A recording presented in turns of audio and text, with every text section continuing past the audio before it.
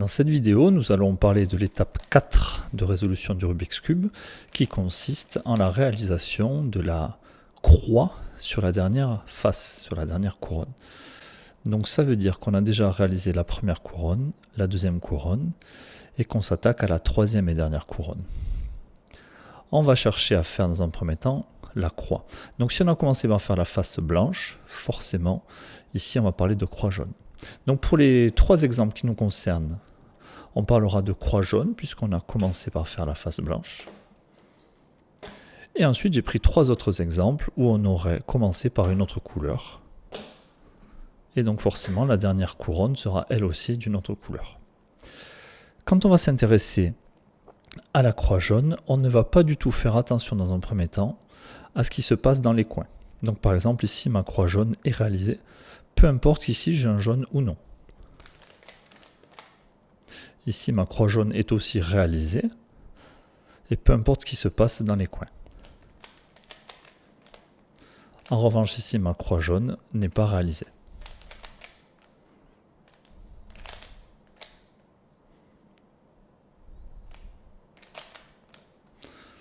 Ici ma croix jaune est réalisée. Et donc que j'ai du jaune dans les coins ou non, j'insiste, ça ne change absolument rien. On ne va pas s'en occuper, en tout cas pas pour le moment. Quand vous en serez à cette étape-là, à savoir la réalisation de la croix jaune, cela signifiera que vous aurez terminé les deux premières couronnes. Vous pouvez vous retrouver dans trois situations différentes. Première situation, les deux couronnes sont terminées, et en ce qui concerne la croix jaune, vous n'avez que le centre qui est bien réalisé. Deuxième situation, les deux couronnes sont faites, mais en ce qui concerne la croix jaune, vous avez juste un alignement, donc arête, centre, arête, qui est réalisé. Et enfin, troisième situation, vous vous retrouvez avec un centre jaune, deux arêtes jaunes, et ça forme comme un petit L.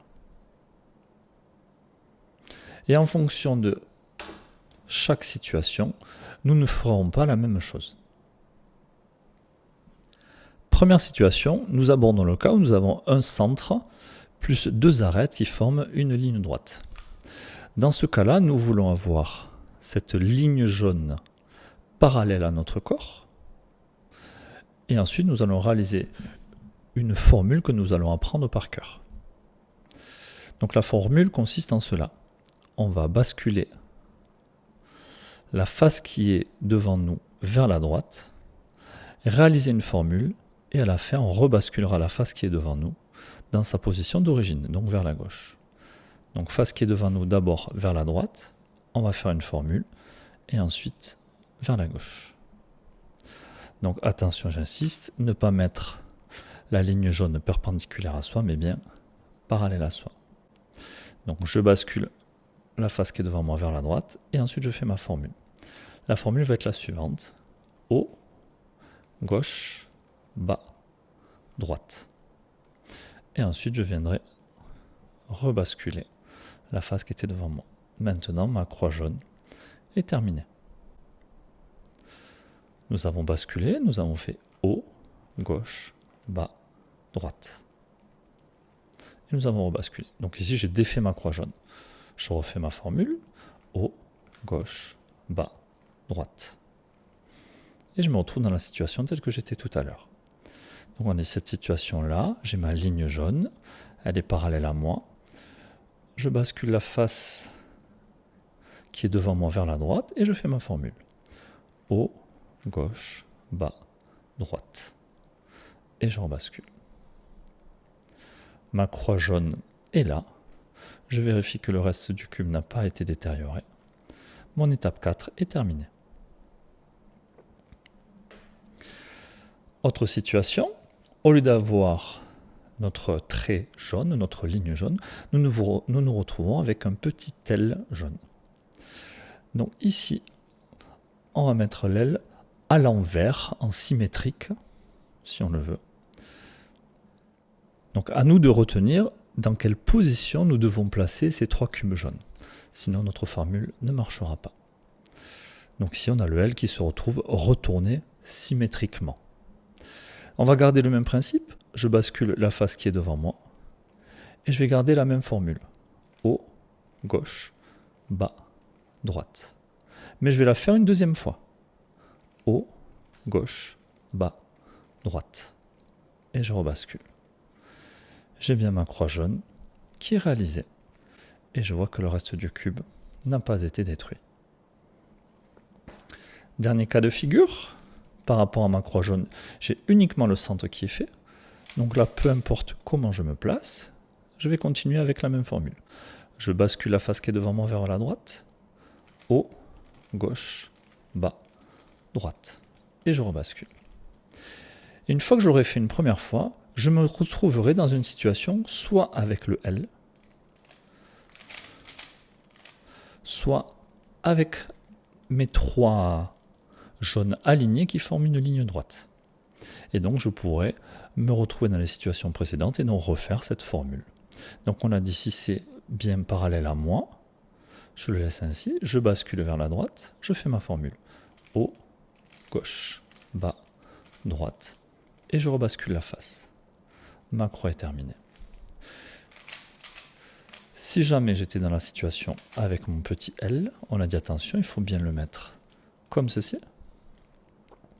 Et toujours pareil, je bascule vers la droite, sauf que quand c'est le cas où j'ai le L, il faut que je la fasse deux fois. Haut, gauche, bas, droite, première fois. Haut, gauche, bas, droite, deuxième fois. Je rebascule la face qui est devant moi. Et j'ai la croix jaune. L'étape 4 est terminée. Bien entendu, je vérifie que rien n'a été détruit au passage. Nous avons vu la réalisation de la quatrième étape, donc la croix jaune. Pourquoi jaune? Parce qu'on avait commencé par la face blanche. Je vous propose de faire comme si nous avions commencé avec une face d'une autre couleur. Donc ici, nous avions commencé avec la face bleue. On se retrouve donc en dernier à faire la face verte. On est dans la situation où j'ai ma ligne de vert que je dois maintenir parallèle à moi. Je bascule ma face vers la droite et je fais ma formule. Haut, gauche, bas, droite. Puis je rebascule la face vers la gauche. Ça y est, j'ai ma croix verte. Je vérifie que je n'ai pas détruit le reste. Autre exemple ici. J'avais commencé par faire la face orange. Je me retrouve donc en dernier à faire la face rouge. Je suis dans la situation où j'ai uniquement le centre qui est fait par rapport à ma croix rouge. Donc on a dit, peu importe comment je me place, toujours pareil, je bascule vers la droite, et ensuite haut, gauche, bas, droite. Et je rebascule la face. Et là, je me retrouve dans une des deux situations. Soit je me retrouve avec ce fameux petit L, soit je me serais retrouvé avec ma ligne de rouge. Donc petit L, il faut bien que je repère dans quelle position je dois le placer. Et donc là, je sais que je dois refaire la formule deux fois. Donc je bascule. Et ensuite, haut, gauche, bas, droite, première fois. Haut, gauche, bas, droite, deuxième fois. Je rebascule, ça y est, ma croix est faite. Bien entendu, je vérifie que je n'ai pas abîmé le reste. Dernière situation ici. On avait commencé par la face verte. On se retrouve donc en dernier par faire la face bleue. On est dans la situation du petit L. On a dit qu'il fallait le placer d'une certaine manière. Et on y va. Je bascule vers la droite. Et là, je sais que je dois refaire la formule deux fois. Haut, gauche, bas, droite. Haut, gauche, bas, droite. Et je rebascule la face vers la gauche cette fois-ci. Ma croix bleue est terminée. Je n'ai toujours pas défait mes deux premières couronnes.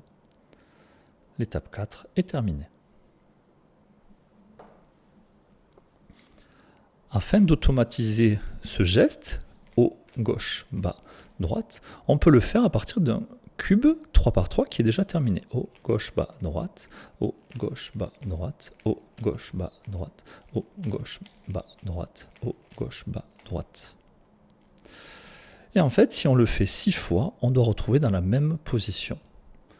Et donc, on peut s'amuser à le faire de plus en plus vite. Je vous invite à réfléchir à comment je vais tenir le cube. Je sais que je vais faire haut, puis gauche, puis bas, puis droite. Donc l'idée, ça va être de faire le haut et bas sans lâcher le cube en fait, sans modifier la position des doigts.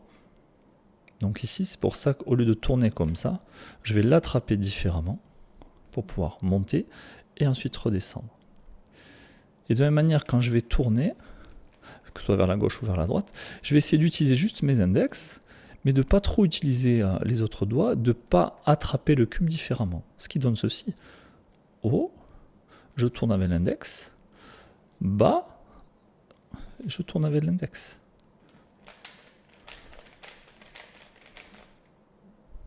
Et donc je peux m'amuser, m'entraîner à le faire de plus en plus vite.